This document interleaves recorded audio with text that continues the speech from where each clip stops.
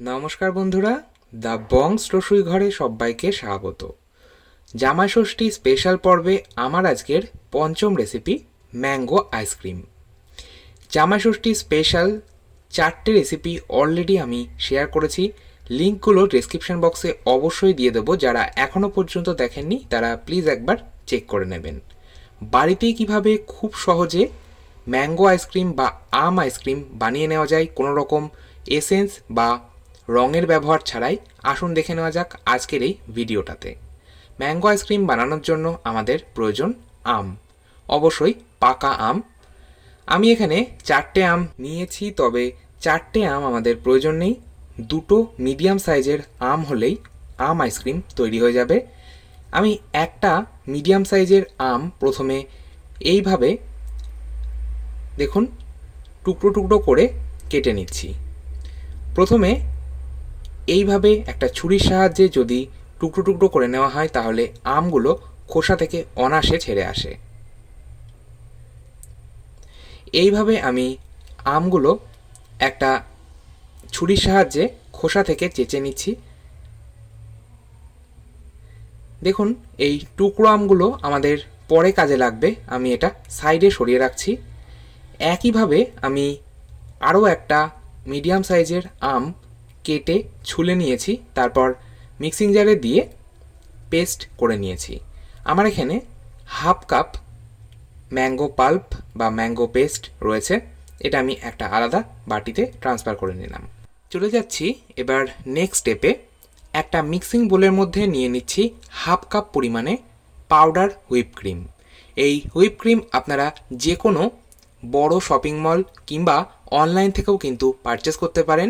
এছাড়া বড় কোনো বেকারি শপ, মানে যেখানে কেক বানানোর সরঞ্জাম পাওয়া যায়, সেইখান থেকে আপনারা ইজিলি পারচেস করতে পারেন। আর এখানে আমি পাউডার হুইপ ক্রিম ব্যবহার করছি, আপনারা চাইলে লিকুইড হুইপ ক্রিম কিন্তু অবশ্যই ব্যবহার করতে পারেন। যেহেতু পাউডার হুইপ ক্রিম ব্যবহার করছি তাই এটা ভালো মতন বিট করার জন্য আমাদের লিকুইড মেশাতে হবে। আমি লিকুইড হিসেবে এখানে ফ্রেশ ক্রিম ব্যবহার করছি। আমি 1/4 কাপ মানে 4 টেবিল চামচ ফ্রেশ ক্রিম দিচ্ছি। আপনাদের কাছে যদি ফ্রেশ ক্রিম থাকে আপনারা দিতে পারেন, যদি না থাকে আপনারা নর্মাল দুধ ব্যবহার করবেন। আর দুধ কিন্তু অবশ্যই ঠান্ডা দুধ ব্যবহার করতে হবে। দুধটা আগেই জাল দিয়ে আপনারা ফ্রিজে রেখে দেবেন, তারপর ব্যবহার করবেন।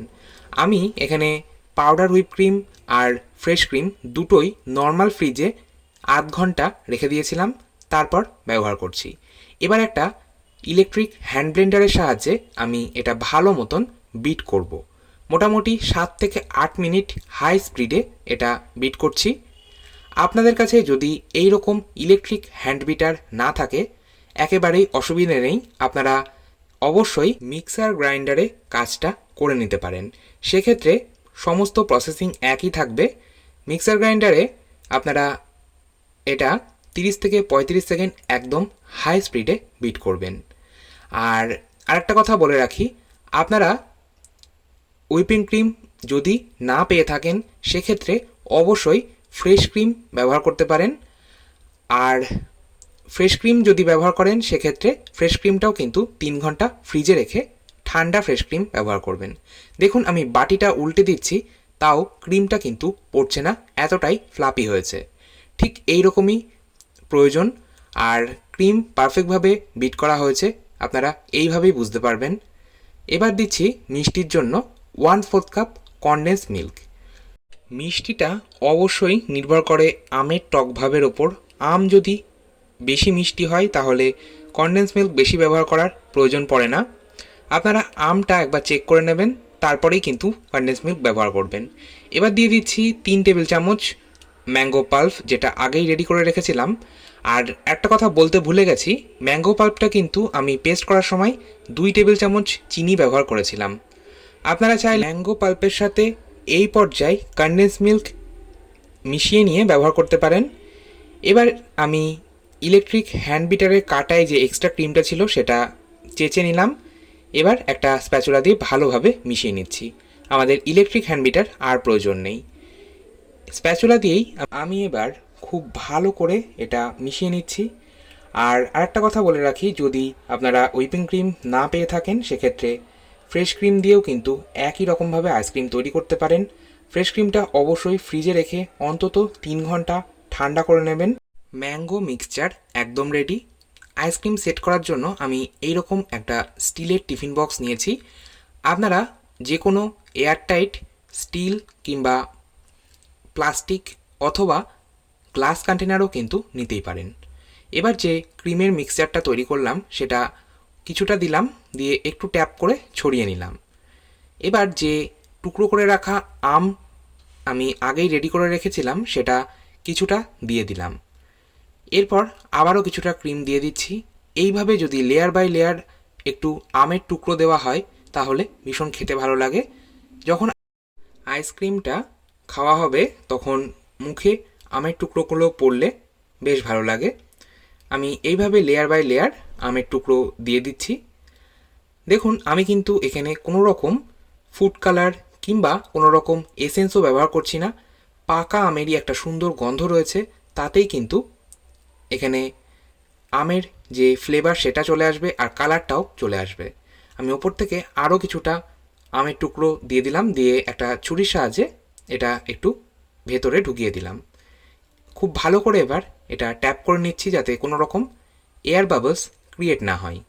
সবশেষে যে আমের এক্সট্রা পাল্পটা রয়ে গেছে সেটা এইভাবে চামচের সাহায্যে ওপর থেকে দিয়ে দিচ্ছি। একটা ডিজাইন মতন তৈরি করব দেখতে ভালো লাগার জন্য। একটা কাঁটা চামচ নিয়েছি, এবার এই কাঁটা চামচের মাথা দিয়ে এইভাবে একটু টেনে দিচ্ছি বা আঁকিবুকি করে নিচ্ছি, এতে করে খুব সুন্দর একটা ডিজাইন তৈরি হবে। খুব সহজে বাড়িতে আপনারা এইভাবে আইসক্রিম তৈরি করে নিতে পারেন।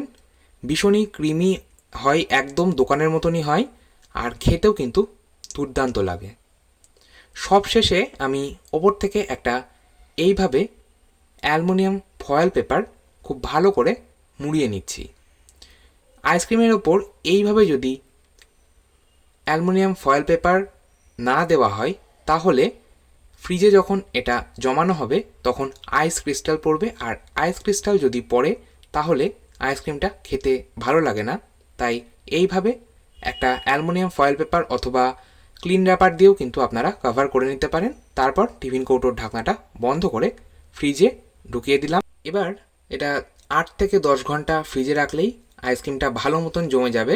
তবে আমি এটা পুরো একটা দিন মানে 24 ঘন্টা ফ্রিজে রেখেছিলাম। 24 ঘন্টা পর আমি এবার আইসক্রিমটা সার্ভ করব।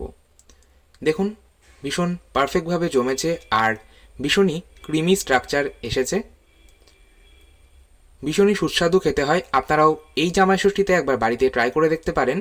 এছাড়াও অন্য যে কোনো সময় আপনারা এটা ট্রাই করতে পারেন, আশা করছি ভালো লাগবে। আর এইভাবে আইসক্রিম বাড়িতে বানিয়ে নিলে বাচ্চারাও কিন্তু ভীষণই খুশি হবে। ভিডিওটা ভালো লাগলে একটা লাইক দেওয়ার অনুরোধ রইল, আর আমার ভিডিও সবার আগে আপনার কাছে পৌঁছতে চ্যানেলটা সাবস্ক্রাইব করে পাশে থাকা বেল আইকন প্রেস করে দিন। আজকের মতো এই পর্যন্তই। ভালো থাকুন, সুস্থ থাকুন, ধন্যবাদ।